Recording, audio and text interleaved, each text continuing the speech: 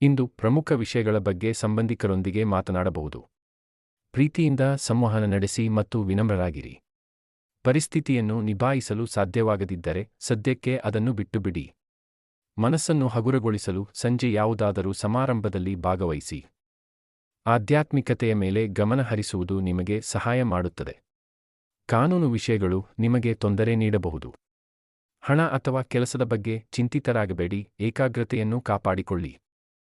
ಶಿಕ್ಷಣ ಮತ್ತು ಕೆಲಸ, ಪ್ರಯಾಣ ಅಥವಾ ಹೊಸ ತರಬೇತಿಗೆ ಸೇರಲು ಇದು ಉತ್ತಮ ಸಮಯ. ನಿಮ್ಮ ಅದೃಷ್ಟ ನಿಮ್ಮೊಂದಿಗಿದೆ. ಆದರೆ ಹೊಸ ಕಾರ್ಯಗಳನ್ನು ಪ್ರಾರಂಭಿಸಲು ಇದು ಸೂಕ್ತ ಸಮಯವಲ್ಲ. ನಿಮ್ಮ ರಾಶಿಯಲ್ಲಿರುವ ಗುರುವು ಶಿಕ್ಷಣ ಮತ್ತು ಸ್ಪರ್ಧಾತ್ಮಕ ಪರೀಕ್ಷೆಗಳಲ್ಲಿ ಯಶಸ್ಸನ್ನು ನೀಡಲಿದ್ದಾನೆ. ಉದ್ಯೋಗಿಗಳಿಗೆ ಸಹೋದ್ಯೋಗಿಗಳಿಂದ ಸಹಕಾರ ಸಿಗಲಿದೆ. ಬಾಕಿ ಉಳಿದಿರುವ ಕೆಲಸಗಳನ್ನು ಇಂದು ಪೂರ್ಣಗೊಳಿಸಬಹುದು.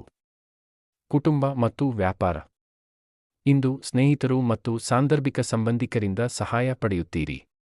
ಸಂಗಾತಿಯೊಂದಿಗೆ ಶಾಪಿಂಗ್ ಹೋಗುವ ಸಾಧ್ಯತೆ ಇದೆ. ವ್ಯಾಪಾರದಲ್ಲಿ ಲಾಭವಾಗಲಿದೆ, ವಿಶೇಷವಾಗಿ ಶಿಕ್ಷಣ ಮತ್ತು ನಿರ್ವಹಣಾ ಕ್ಷೇತ್ರದಲ್ಲಿರುವವರಿಗೆ ಉತ್ತಮ ದಿನ. ಹಳೆಯ ಬಾಕಿ ಹಣದ ವ್ಯವಹಾರಗಳನ್ನು ಇಂದು ಪೂರ್ಣಗೊಳಿಸಬಹುದು. ಜಾಗರೂಕತೆ, ಮಕ್ಕಳ ವೃತ್ತಿಜೀವನಕ್ಕೆ ಸಂಬಂಧಿಸಿದ ವಿಷಯಗಳಿಂದ ಸ್ವಲ್ಪ ಒತ್ತಡ ಉಂಟಾಗಬಹುದು.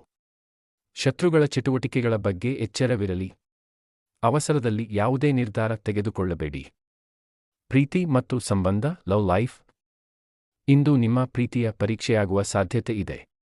ನಿಮ್ಮ ಸಂಗಾತಿಗೆ ನಿಮ್ಮ ಮೇಲೆ ಸಂಪೂರ್ಣ ನಂಬಿಕೆ ಇದೆ ಎಂಬುದನ್ನು ನೆನಪಿಡಿ. ನಿಮ್ಮ ಸಂವಹನ ಕೌಶಲ್ಯದಿಂದ ನಿಮ್ಮ ಪ್ರೀತಿಪಾತ್ರರನ್ನು ಮೆಚ್ಚಿಸಲು ಪ್ರಯತ್ನಿಸುತ್ತೀರಿ. ಸಂಗಾತಿಯೊಂದಿಗೆ ಲಾಂಗ್ ಡ್ರೈವ್ ಅಥವಾ ಕಾಫಿ ಡೇಟ್ ಹೋಗುವ ಮೂಲಕ ಸಂಬಂಧದಲ್ಲಿ ಹೊಸ ಚೈತನ್ಯ ತುಂಬಿ. ಆರೋಗ್ಯದ ದೃಷ್ಟಿಯಿಂದ ದಿನವು ಉತ್ತಮವಾಗಿದೆ.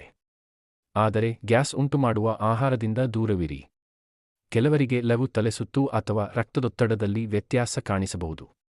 ಯೋಗ ಮತ್ತು ಉತ್ತಮ ನಿದ್ದೆಗೆ ಆದ್ಯತೆ ನೀಡಿ.